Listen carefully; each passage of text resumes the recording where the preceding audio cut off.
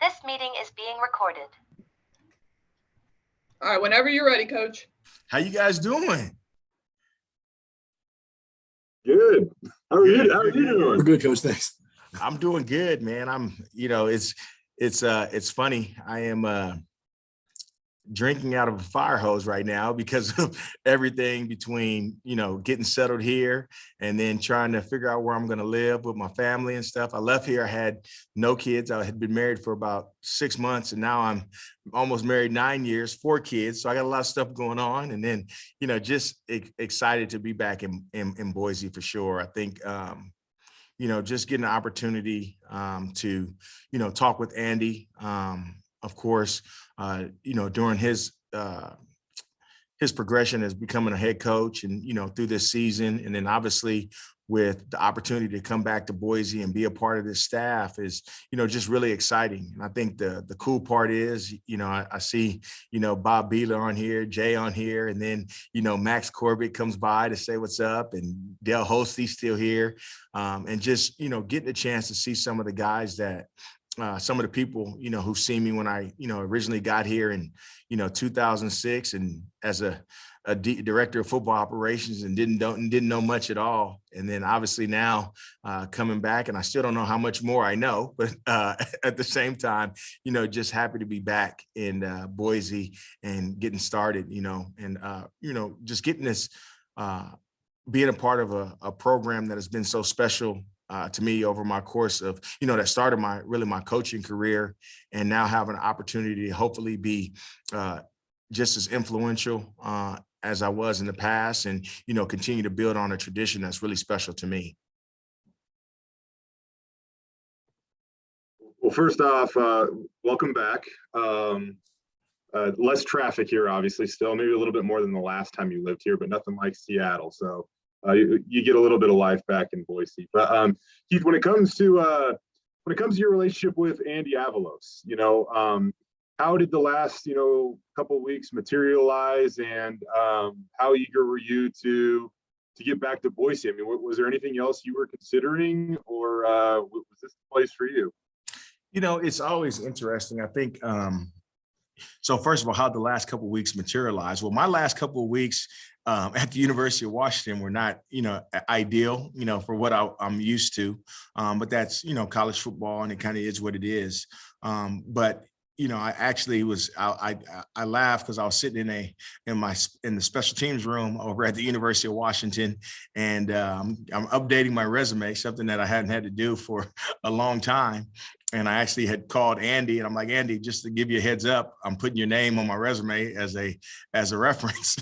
He's like, you really called me to make sure? I said, yeah, I didn't want anybody calling you. Don't want them calling you asking about me. So, so that was kind of the start. And then it was probably maybe a week, maybe longer after that, once the season finished.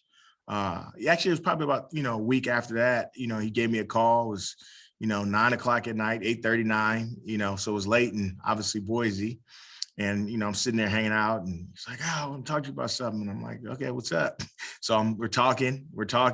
And at this point, it's not really anything like, hey, we want you to come back. It's just, he's asked me about, how it was, how I've grown and things like that. And at this point, it's 11 o'clock. So my wife comes upstairs, and now I'm going downstairs so she can go to sleep. And he goes, I think we really could, use you. I think, just, being a veteran guy, and, being at Boise during the time when, this place was building, and got a chance to build and do some special things. And then being at University of Washington and building some special things. And, just now, at one point I was a younger guy on the staff, and now I'm one of the older guys on the staff, which is quite interesting. But I think, you could be a great asset to the players, to the coaches, to the program, just with some leadership skills and things like that, talking to other guys that you've worked with. And, I'm like, yeah, that could be cool, and it wasn't like that could be cool. Like, I don't want to do that. It was more like, okay, this probably has a chance, and so he's like, man, just think about it. So I, took about 3 or 4 days, and I did get some opportunities for some other programs that I won't talk about, but just I think the one thing, hopefully the people that know me, especially that were with me, early on, I see Bob on here. Jay, you've been around this thing for a long time. I'm not a guy that up and moves all the time. I was here from 06 to 13, didn't leave until Coach Peterson left. And, really from 14 to 21, wasn't really planning on leaving the University of Washington. But at the end of the day, the one thing that I do find comfort in is good people. And over my course of my time here at Boise State, I was able to be influenced and be around some really good people. And so as I got to think about that and going through talking to some of those other staffs that I had a chance to talk to, and I'm not saying those weren't good people, but it just didn't feel the same. It didn't feel as I didn't see as myself as much as an asset as Andy was making it feel like.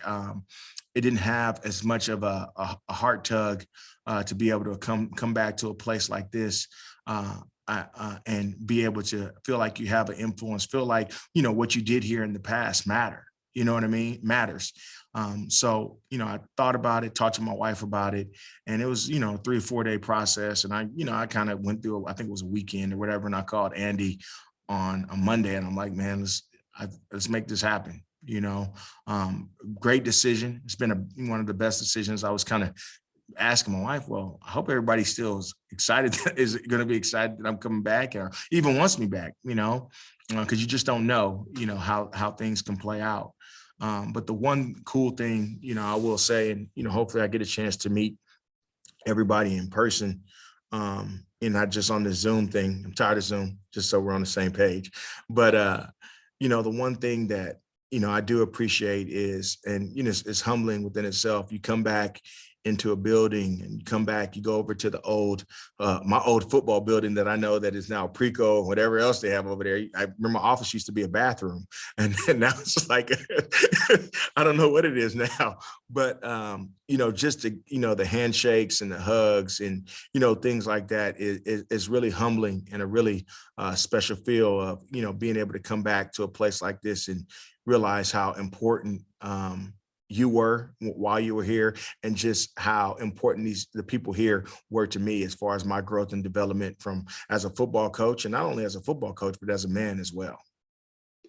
Keith, your first go around here, you had running backs like Jeremy Avery, Doug Martin, DJ Harper, Jay Ajayi. I mean, we're talking about the foundation of what has become to be known as the stable, something that's really taken on a life of its own ever since you even left. But how much have you paid attention to what Boise State has done at that position since you've been gone? And for those that have forgotten, what do you bring to the running back room that obviously helps those guys develop and produce? Ooh, that's a loaded question.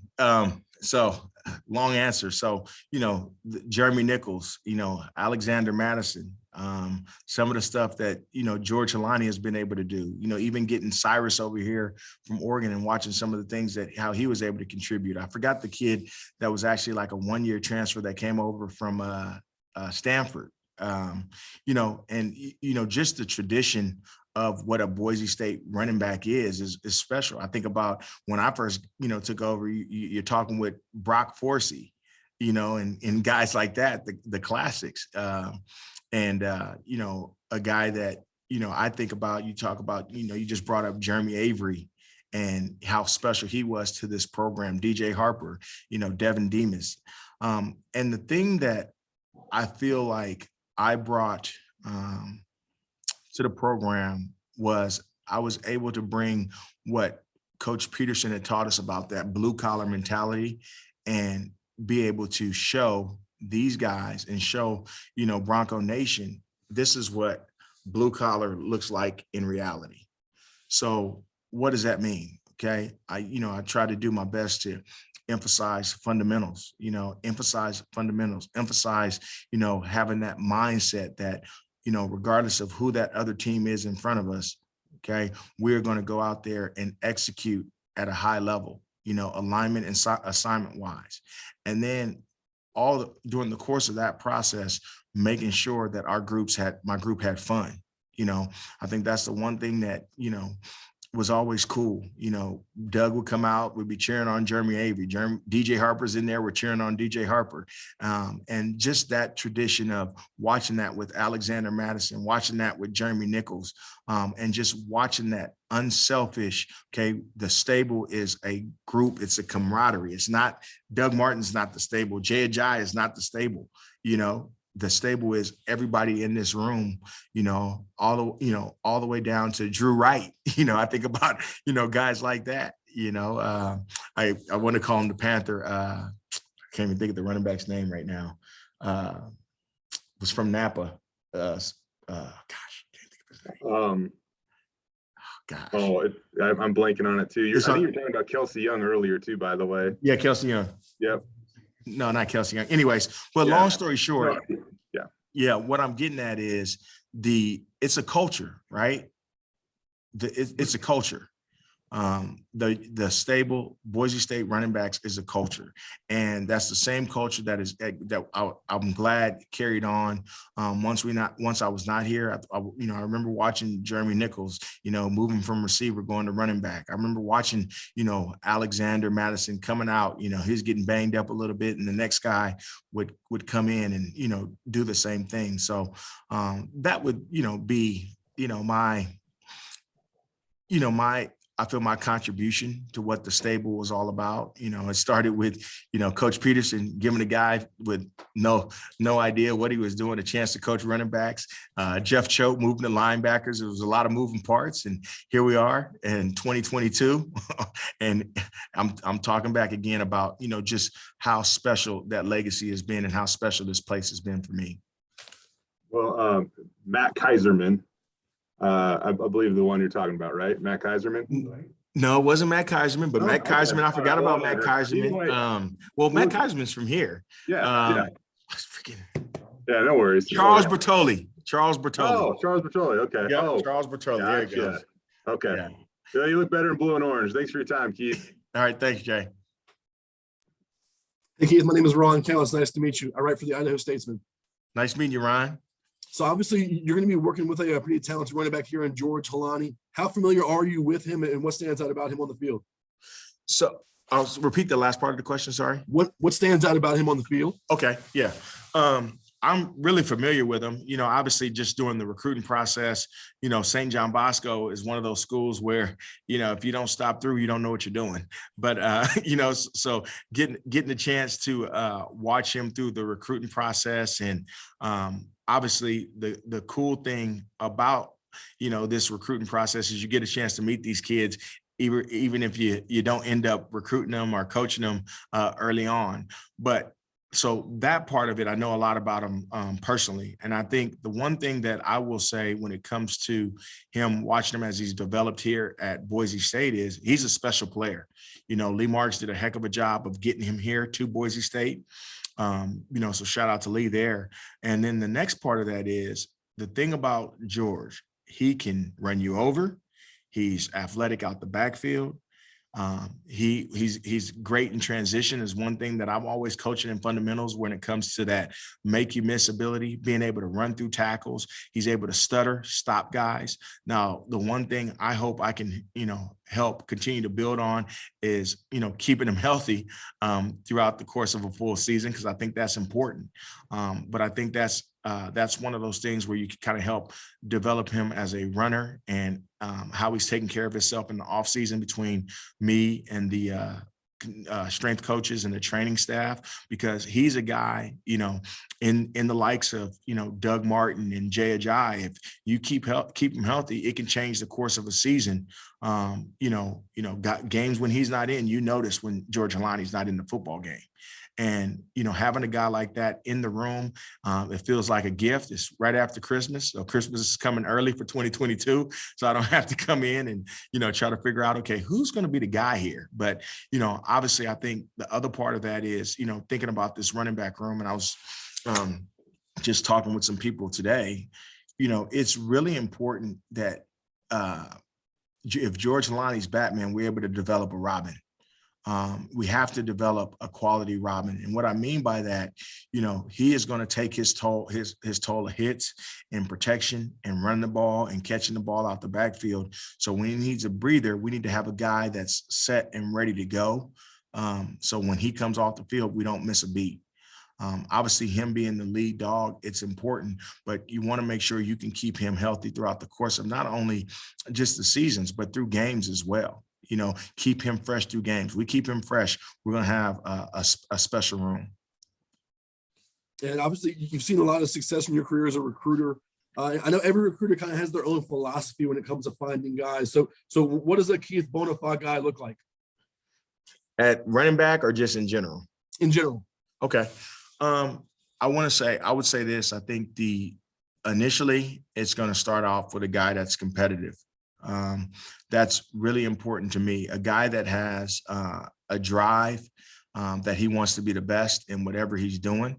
That's something that you do your best to try to pinpoint through the recruiting process, whether it be with coaches, doing your best to talk to not only his head coach, his position coach, if he plays another sport, that sports coach as well. I think a guy that sees himself as a leader. I don't want to have guys on the team who don't consider themselves leaders, because leaders are guys that kind of set the tone for the team. Coaches are only as good as their locker room. I'm only as good as a running back coach as my running back room is. So when you have guys that see themselves as leaders, that are competitive and that are leaders, and you can really help continue to foster some of those tools that they have, that they've grown up with through the course of their time here at Boise State.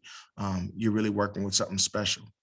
Then when you talk about the next portion of it, which is the football portion of it, you want a guy that you can see that has some really good upside. I mean, regardless of what school you're at, I mean, let's be honest, on Saturday, Friday, the days we'll play here at Boise State, we are trying to develop guys for the NFL.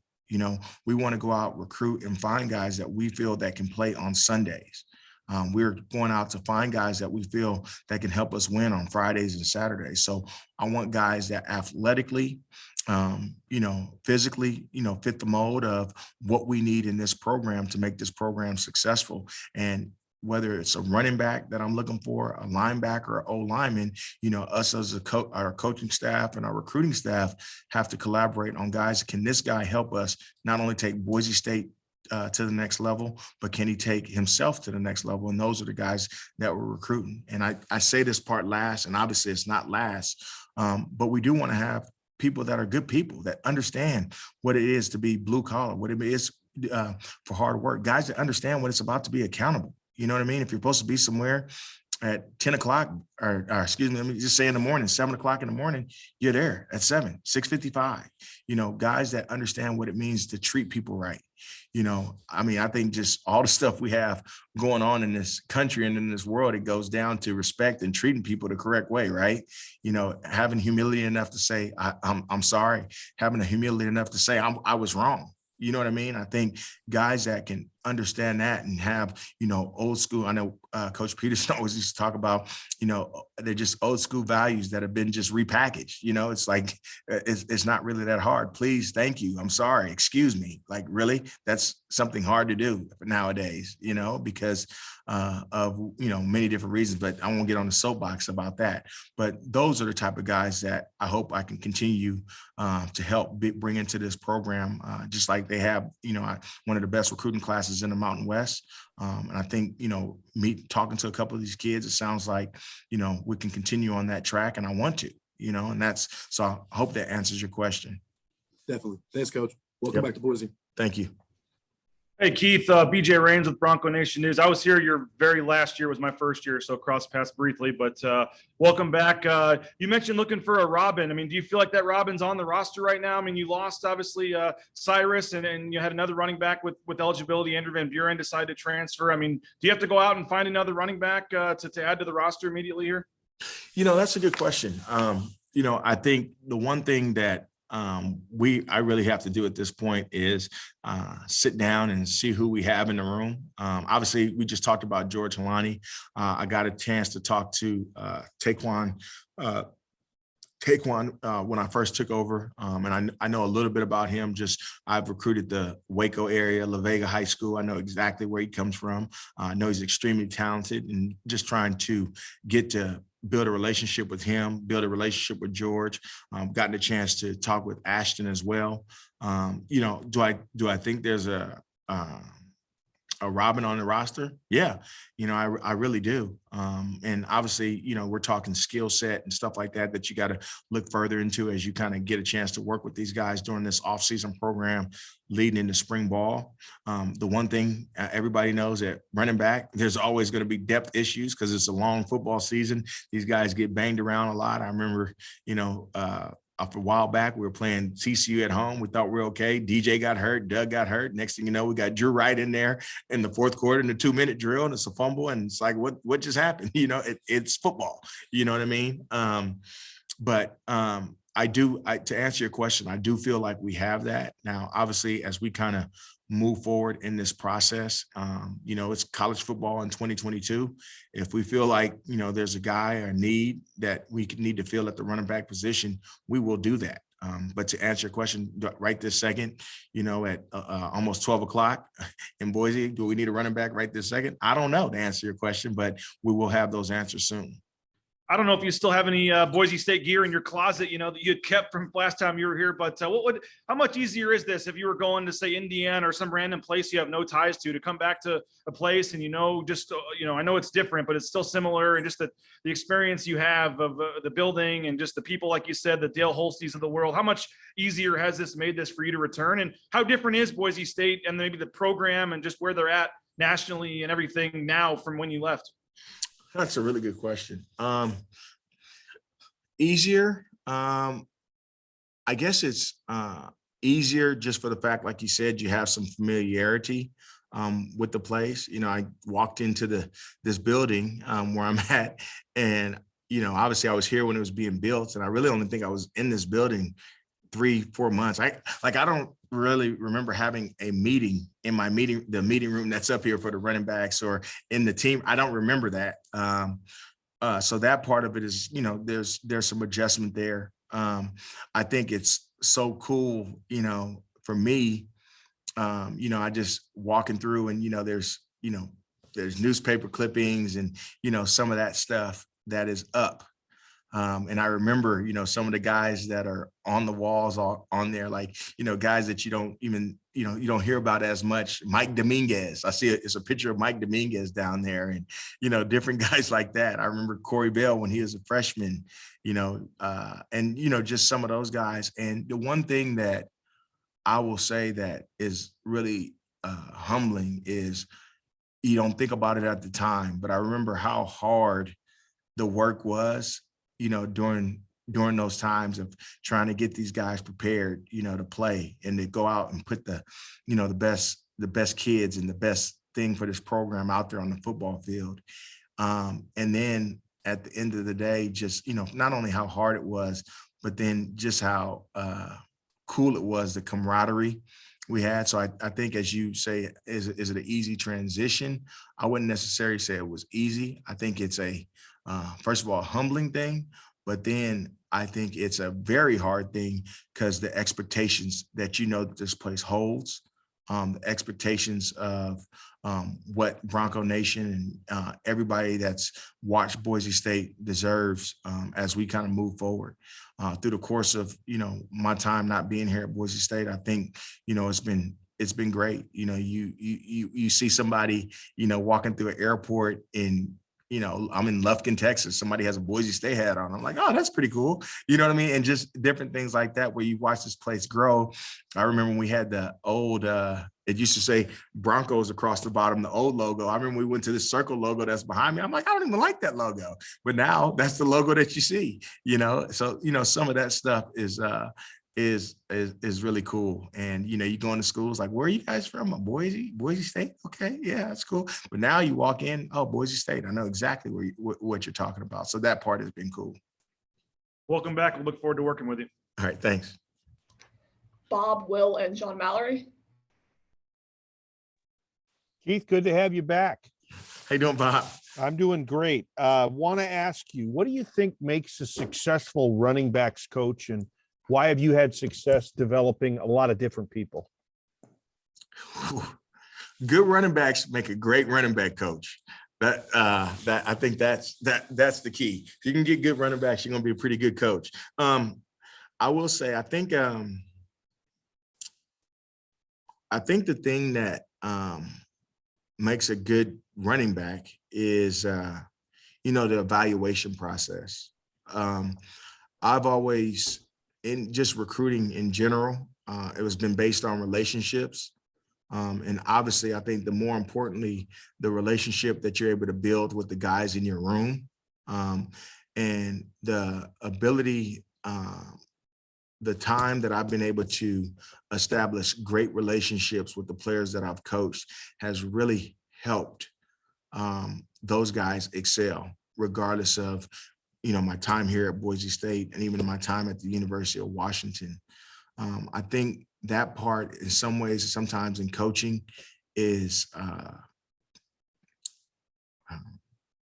not given as much credit. I think so much is about X's and O's. I think it's so much about a drill. It's so much about, this is how you need to run the ball. But I think if you rewind, the relationship that you're able to build with these players as individuals, now, as you're talking to them about that drill, as you're talking to them about that run, as you're talking to them about that technique, you guys have a belief in each other because you do have that personal relationship. And that's where I think I've taken the next step. I was able to take the next step with guys because we were able to have hard conversations. We were able to have real conversations, and everybody, the guys that I was able to coach, understood that it came from a place of love, and it wasn't just a transactional interaction during your course of time here at Boise State. I always, tell guys, I think about the young guy, that's coming in, Ashton Genty. I can say his name right because he signed and all that. And then I think about George Halani, and I think about as they walk into that meeting room, and Taquan Tyler, as they walk into that meeting room and they see, Doug Martin on the wall, they see Jeremy McNichols on the wall, Alexander Matterson on the wall, Jay Ajayi on the wall. Us as a coaching staff, Bronco Nation, we don't need George to be the next Doug Martin. We don't need Ashton to be the next Jay Ajayi. What we do need is George Halani to be the best George Halani he can be. We need Ashton to be the best Ashton he can be, and so on and so forth. And getting those guys to understand that's what we are aiming for. That's what we are trying to do is one of the reasons I feel like I've been successful over my course of my career. My second one would be, you mentioned a Robin. What does a freshman need to do to get themselves into a major role? Are there some things that you've seen? You've had some freshmen play for you in the past. What does that freshman have to do to put themselves in that spot versus just kind of redshirting or being on the squad? That's a good question, Bob. I think, where it starts is a freshman can't get overwhelmed, and so many times freshmen get overwhelmed. Okay. And it's so funny that a lot of times it's not getting overwhelmed with the football part of it. They get overwhelmed from not being at home with their parents. That's the homesick part of it. They get overwhelmed with the schedule. They didn't realize that, I got to get up at 6 and I'm not done till 6 p.m. They get overwhelmed with, okay, now you start moving into the football part. Now they're overwhelmed with the playbook. They're overwhelmed with the speed of practice. So the one thing I try to do as much as I can with the freshmen is let them understand mistakes are okay. I need you to go full speed. Mistakes are okay. I need you to go full speed. So with that being said, I try to take some of that overwhelmingness off of them. So if they're able to accept that gift of, accepting, that they're going to make mistakes, accepting that it's not going to all be perfect, but if I go full speed, I'm going to get a chance. That's a start. And then I think the second thing is, you try to build a freshman a role, right? and it's not necessarily a role that's going to lead to the game, but you build them a role at practice. Okay. So say we're doing, I'm just throwing this in there. Say we're doing a team drill, right? And, you start on the -10, maybe his role, maybe I'm just throwing this out there. His example is, from the 40 to the other 40. Okay. I'm gonna try to get this freshman in there and see what he can do, so it's not a lot of, it's pressure, but it's not a lot of pressure. He can go out there, he can have fun, he can play loose. He makes a mistake, that's fine. Put him back in there, let him go play after play. So just building them a role where they understand, okay, now this is, you talk to them. So this point of practice, these are plays you're going to get, so now they can take some ownership, and you see how a freshman handles that ownership. Okay. So maybe it's 4 plays. They do a great job of handling ownership with those 4 plays. So now you might bump them up to 6 and so on and so forth. And if guys can not be overwhelmed and take ownership of the little bit that you give them, they'll be successful as freshmen to get out there on the field. Thanks, Keith. Good to have you back. All right. Thank you. Hey, Keith, John Wistro with the Idaho Press. Just following up on that last question, what have you seen out of Ashton, and how excited are you to kind of get a chance to work with him and develop him over the next few years? Yeah, I've actually gotten a chance to watch his film. Just coming in, you do your best to watch as much of these guys as you can during the controlled chaos of moving and all that kind of stuff. But got a chance to watch his film. I think the one thing that he brings to the table is he's very versatile. Catches the ball out the backfield. He's played other positions, and those have been some of the better backs in my history. Guys that just have a great FBI or football IQ, and knowing that, early on, Bob asked about freshman playing. You think about a guy like him, who's done so many things. You can put him in on screens and maybe that's his role. He can do some things on special teams. Maybe that's his role on top of the screens. And it's interesting, just doing this recruiting process. I've recruited in Texas, I've recruited in California. And, as soon as the news broke that I was coming back to Boise State, some coaches that are well respected in that Texas area text me like, man, you guys got a good one in Ashton Gentry, and you start getting those calls. You're like, okay, let's get something going. So when you ask me how excited I am, I got a chance to meet with him and his family this morning for the first time, in person, obviously. And I'm really excited because I think when you start watching and seeing the clay that you're able to start molding and put together, and a guy that has the drive, it took some work for him to graduate early and be here right now. And that just shows you the passion that he has to getting started and how special this place is to him, like, hey, I'm here, I'm ready to go. So I'm really excited, John, to get him going and get started. And then you were talking earlier about the kind of the standard that was set when you were here last time in the running back room, and kind of the success that the running backs have had over the years. I mean, the last couple of years they've struggled a little bit. Obviously anywhere you want to go, you want to see results, but getting Boise State's running game back to where it is, how personal of a task is this for you? Well, I guess this is personal of a task is, I'm a competitor. I think, I want to win. I want to be successful. I want my group to be successful. I want this offense to be successful. I think it's a personal task for everybody that's involved with this program to get the running game, to get the offense, to get our team to be one of the best teams in the Mountain West, one of the top teams in the country, just like the goal is, should be every year.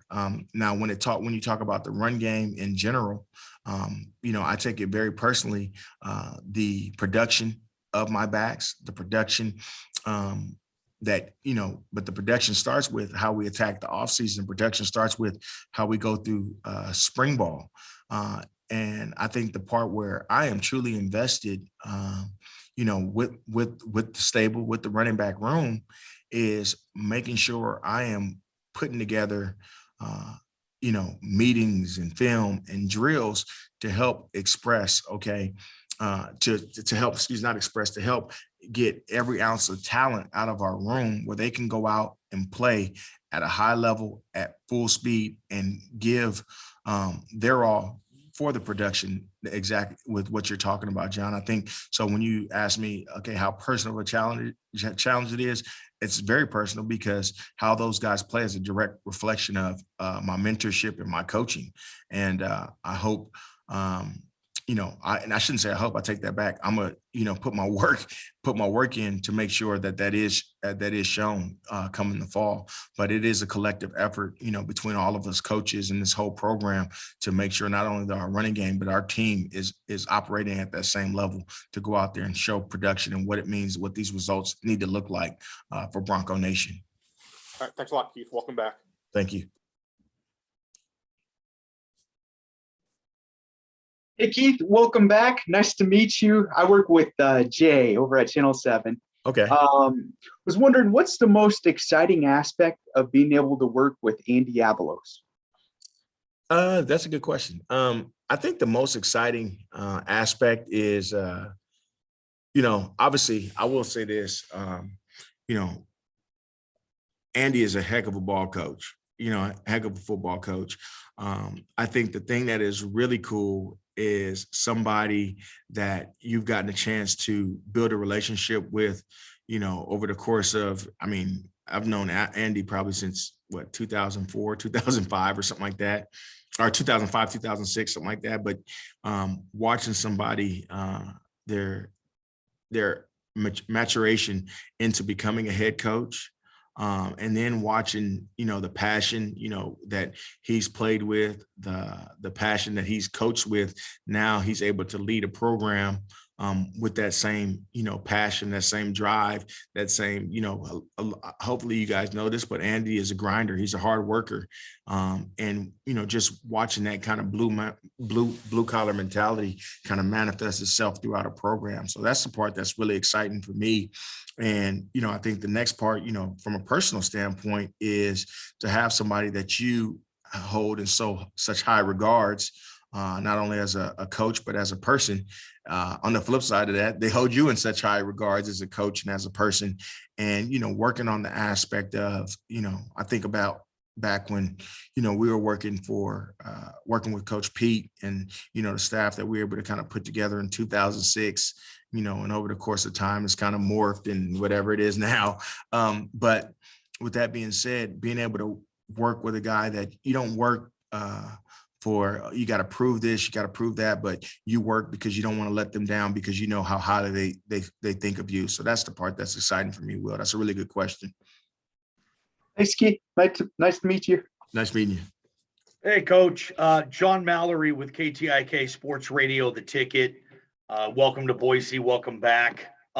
You were just referencing it, that 2006, that initial class that Chris Peterson put together. You guys are just everywhere now. Have you talked to Chris Peterson since you took this gig and throughout the process? And what did he think about you coming back to Boise? Oh, yeah. I talked to him. I will say this. Coach Pete is like the uncle you can't get rid of, right? And I mean that in all of the best way. I will say this, before I go too far to answer your question. I just seen something they were talking about. I think it's the Mike Leach tree of coaching, you know what I mean? And I obviously that's pretty cool, with the guys that he's been under, but, I think about, the guys that not only as players, but even as coaches that Coach Pete has gotten a chance to influence over the course of his career. And it's really special, and I think, for a lot of us coaches that are still in the game, that started in the game under Coach Peterson, we were able to learn, not only, football, but just some really valuable life lessons of how you conduct yourself, professionally in this business, how you conduct yourself as a husband and as a father, and, just different things like that. So, for me, I know a lot of this, that I'm talking about, the stable and coming back to Boise and, the course of my career and being able to help great running backs would not be possible, obviously, without Chris Peterson. So when I say he's like an uncle, you can't get rid of, I mean that in the best of ways. But yeah, he was really excited. He's like, here we go. I knew it was going to happen. Here we go. Coach Pete and his ways. And, I think he is, really excited, for me to get an opportunity to come back to this place and, help, just build on a tradition that is really special, obviously to him, personally, and obviously to myself as well, but just to continue on to something that Andy is creating that I think is really special. You behind the scenes over here, that I got here Monday night, and really, the hard work that Andy is really putting in to, build something that can last, that can continue. I think that's the one thing we know. We started with this pyramid when we were over in the old building and talked about the foundation of values, and that foundation is still here. Might be it got nicked up a little bit on the way to the top, and we're still not at the apex of the pyramid. We're still working our way up there, but it's a foundation that has lasted, and Andy is really trying to build on. And I think that's really what he's excited about is he has guys that he feels, he knows that, really care, and guys that are, working hard to continue to build on this foundation that is special to him. And that in some ways, lack of a better term, Boise State has been around for a long time, but a section of the pyramid that he had a lot to do with. Thanks, Coach. You're welcome. All right, Coach, thank you so much for your time, and welcome back. All right. Thank you so much, Sarah. You guys have a great day, and I really appreciate you guys spending time with me this morning. You guys have a good one. Thanks, Keith. Appreciate you guys. Thank you.